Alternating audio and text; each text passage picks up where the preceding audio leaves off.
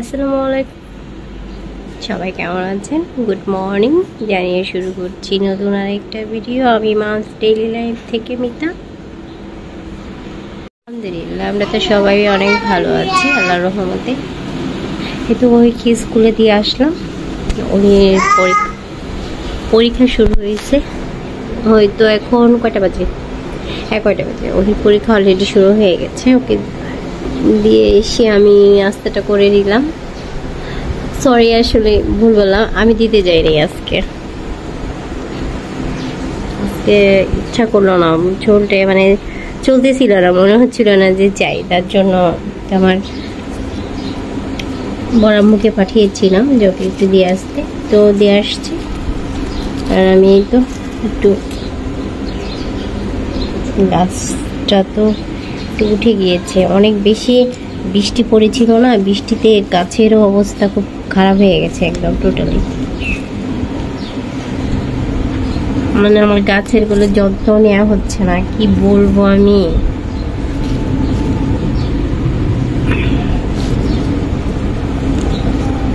গাছ তো সবাই ভালোবাসে, তাই না বলেন? যত্ন কয়জন নিতে পারে? যেমন আমি একজন ভালোবাসি, বাট যত্ন নিতে পারি না। এই হলো সবচেয়ে বড় কথা। শুধু ভালোবাসলে হবে, তার যত্নও করতে হবে, তাই তো। আমার কিছু পুঁই শাক বনেছিলাম, পুঁই শাকটা আমার এরকম প্রায় অলরেডি সব খুশিয়ে এসে গেছে। সুন্দর হয়েছে না? মাশাআল্লাহ মাশাআল্লাহ।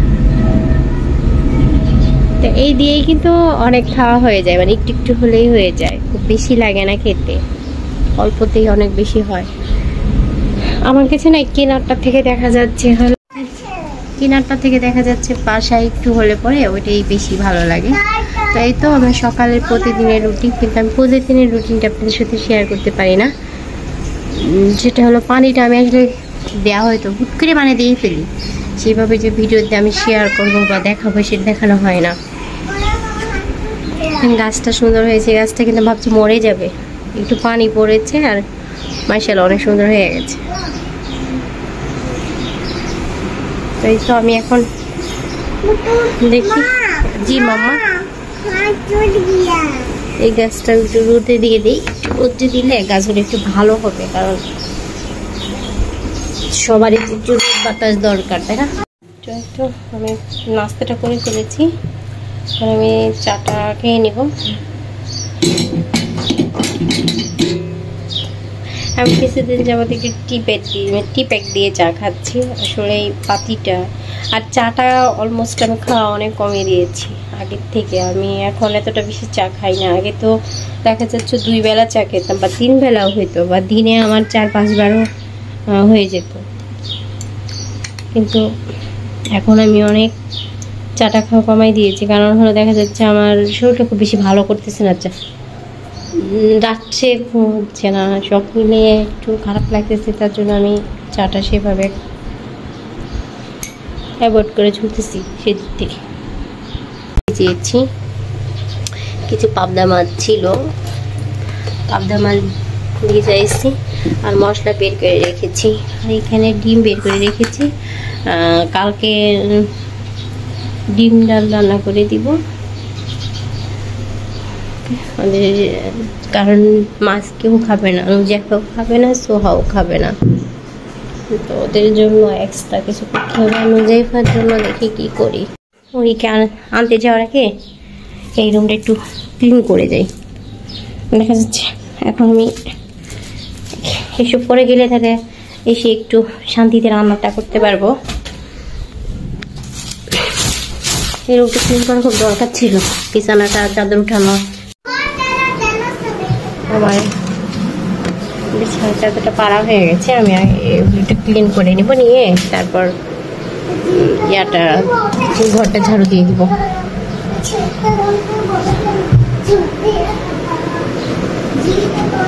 আমাদের মেয়েদের কত কাজ করতে হয়, তাই না? কত রকমের ঘর সামলানো, বাচ্চা সামলানো, তারপর বাহির সামলানো, সবই করতে হয় আমাদের। তারপরেও কিন্তু আমরা ক্লান্ত হই না। দেখা যাচ্ছে আমি বলবো না আমি কাজ করি না, হ্যাঁ অবশ্যই কাজ করি, যতটুকু পারি আল্লাহর রহমতে চেষ্টা করি করার জন্য। বাট আমাদের থেকে আর অনেক আপুরা আছে, আন্টিরা আছে যারা আমাদের থেকে দ্বিগুণ কাজ করে, তাই না? সেটাই। তারপরও অনেক সময় শুনতে হয় আমরা কিছু করি না বা কাজ করি না, এরকম একটা মেয়েদের কোনো কাজ নেই, এই কথা শুনতে হয় না। বাট আমরা কি কাজ করি না? অবশ্যই আমাদের তো কাজে শেষই থাকে না।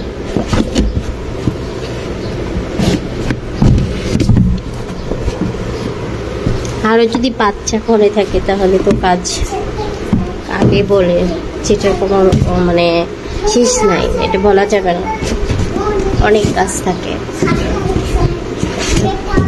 ঠিক আছে, আমি ওগুলো একটু বোঝাইনি, আমি আপনাদের সাথে পরে শেয়ার করছি।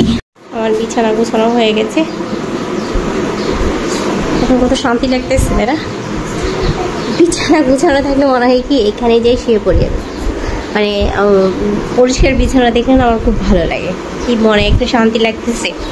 যে এখন মেয়েকে আনতে যাও দেরি হলেও সমস্যা নাই, বাট আমার ঘরটাতে কোনো রকম গোছানো হয়েছে, ঝুলগুলো ঝাড়লাম আর এটা তো গোছানো শেষ। এই নিচ উপরটা একটু ক্লিন করবো, করে তারপর আসছি। তো আমি চলে আসছি, অনেক দেরি হয়ে গেছে, ওই মন খারাপ করে আছে। চলে আসছি, হলো দেখা যাচ্ছে নুজাইফাকে গোসল করাইছি, বুঝছো, ওকে করাই রেখে তারপরে আসছি। থাক,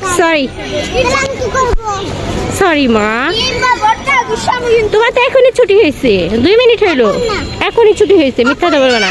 আন্টি বললো যে তুমি কি করতেছিলা ক্লাসে, তাহলে ও এই তো বাসায় চলে যাচ্ছি। চলো যাও হাঁটো পাপা হাঁটো। বিস্কাটটা ময়লা করেছি, কি করেছো মা? পুরো নোংরা হয়ে গেছে একদম।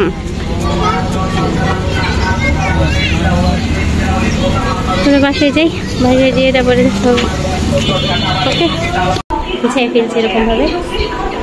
এই জায়গাটা এরকম ভাবে গুছাইছি একদম, ওই টেবিলে একটু গুছাই দিলাম। আর বিছানা গুছাই লাভ নেই, যে আবার শেষ।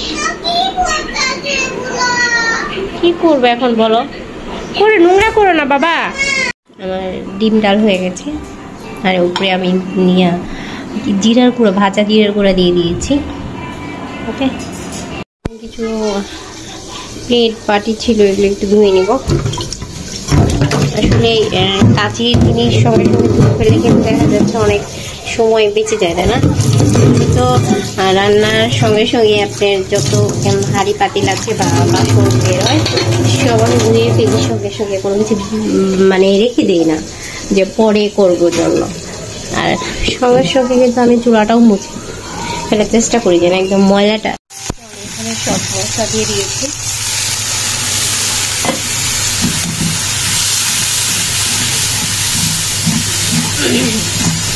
সব রকম মশলা দিয়েছি আমি, গুঁড়া মশলা, তারপরে বাটা মশলা, পেঁয়াজ দিয়ে ভালোভাবে কষাই নিব মশলাটাকে আমি। তারপর আমি তরকারি দিয়ে দিব, সবজিটা দিয়ে দিব এর ভিতরে। মাছ ভাজা হয়ে গেছে, এখান থেকে নুজাইফাকে ভাতে কিছু খাওয়াবো আর তরকারি কি দেবো। আর এখানে আমি হলো দুধ দিয়েছি, একটু ফিন্ডি রান্না করবো।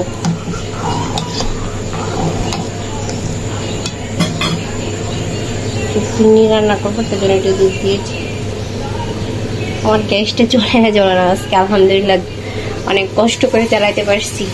যে হবে আবার নিভে গেলে সব শেষ। এখানে তরকারি আমি কষাচ্ছি, মানে সব নরম তরকারি তো হইতে সময় লাগবে না, জাস্ট একটু আলুটা দেখা যাচ্ছে একটু আলুটা হয়ে যাবে। আমাদের বাংলাদেশের আলু অনেক ভালো, তাই না? অন্যান্য দেশের আলু শুধু কিছু হয় না, আমাদের বাংলাদেশের আলু দেওয়ার সঙ্গে সঙ্গে সিদ্ধ হয়ে যায়, খুব বেশি দেরি লাগে। আবার কিছু কিছু আলু আছে একটু দেরি হয়, তারপর খুব বেশি দেরি হয় না। এটা হয়ে না কিছু মানে একটু কষানো শেষে তারপর আমি পানি দিয়ে মাছটা দিয়ে দিব। তো এখানে আমার ফিন্ডির চাল আমি রেডি করে নিয়েছি, চালটা দিয়ে দিব। এখন আমার অলমোস্ট দুধটা গরম হয়ে গেছে। এমনি হলো আমার বাড়ির দুধ, হ্যাঁ, অনেক বেশি ঘন।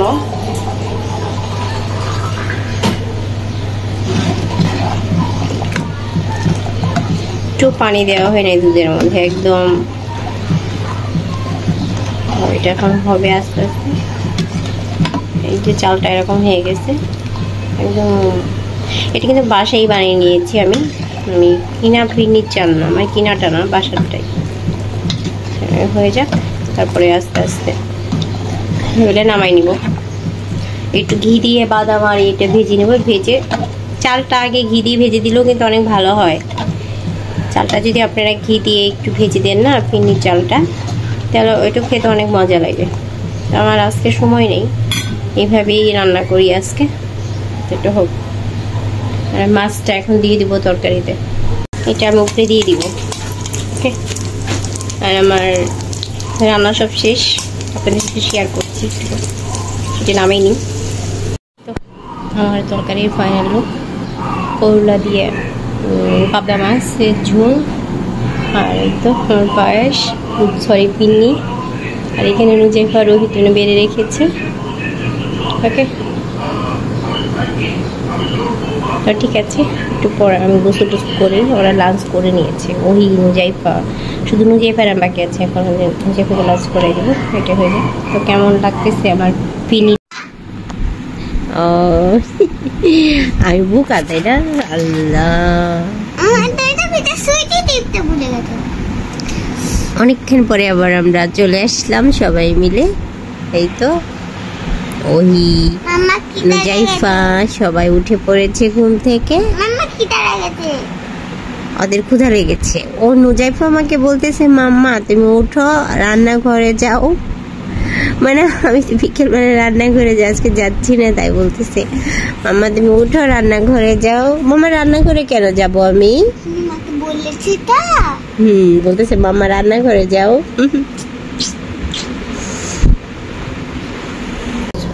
সবাই করে নিয়েছে, এখন আমি একটু খেয়ে নেই, দেখি কেমন হয়েছে, জানি না।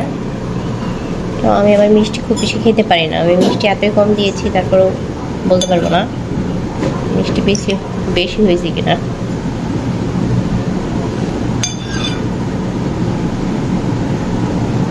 আমি একটু চা খাবো, আর এই তো নুজাইফাকে খাওয়াবো। আমি এই পর্যন্ত শেষ করে দিচ্ছি, এখানে রেখে দিচ্ছি। এখানে আগামীকাল আবার নতুন একটা ভিডিও নিয়ে আপনার সাথে ইনশাল্লাহ আবার দেখা হবে। সে পর্যন্ত সবাই ভালো থাকেন, সুস্থ থাকেন। সবাইকে গুড নাইট, আল্লাহ হাফিজ, আসসালামু আলাইকুম, শুভরাত্রি।